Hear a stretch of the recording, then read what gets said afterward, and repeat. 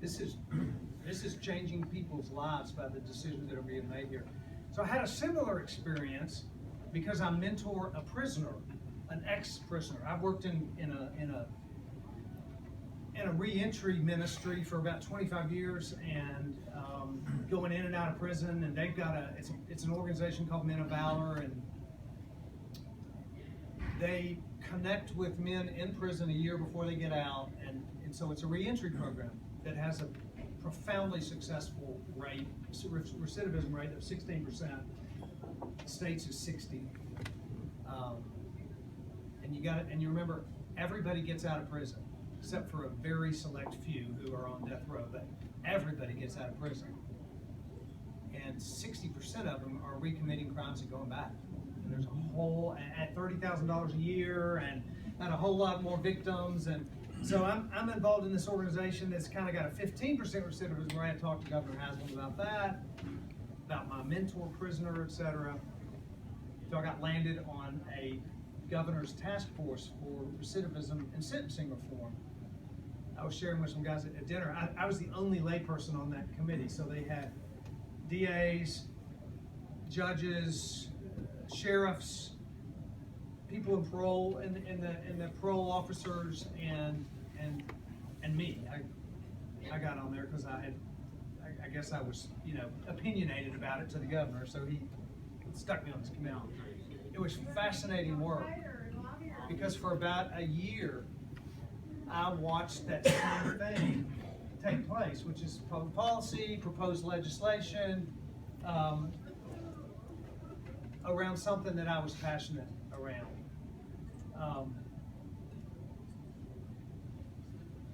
I'm fascinated by and what I really saw there was leadership making change.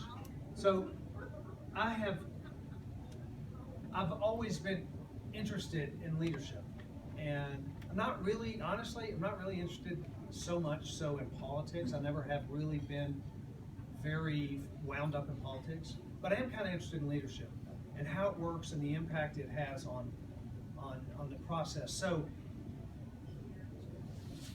I talked about those things. My business, my company, and I'll share this about my company because I think there are three things that I'm most passionate about. One of them is education. One of them is public safety, which is what I just talked about. The other one is jobs and economic development, job creation, all that sort of thing. So our company is 1,100 blue-collar workers. They're plumbers and pipe fitters and welders, and that's been my life.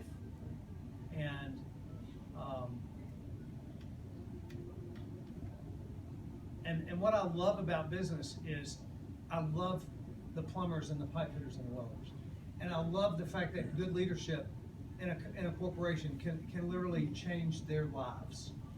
And I've done a lot of reading and study on the concept of servant leadership. There's a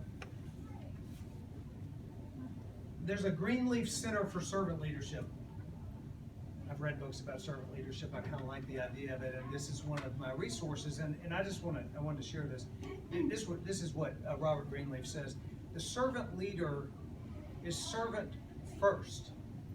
It begins with the natural feeling that one wants to serve, and to serve first. Servant leader, he goes on to say, servant leadership is a philosophy and a set of practices that enriches the lives of individuals. That's why I want to run for office. That's why I want to be in public service. That concept of enriching people's lives through service is what has made me go, you know what?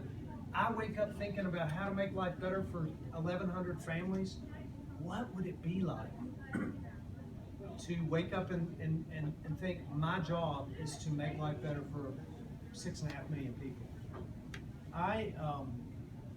I tell my employees, I walk into every new employee orientation meeting we have every month. We have new people come in, and we share, and I share with them, I run this, I'm a mechanical engineer, I run this corporation that has 1,000 moving parts and a lot of groups and managers and this and that, but my job as the CEO of that organization is to fulfill the mission of the organization. And one of those mission statements is to honor God by treating people with honesty, integrity, and respect.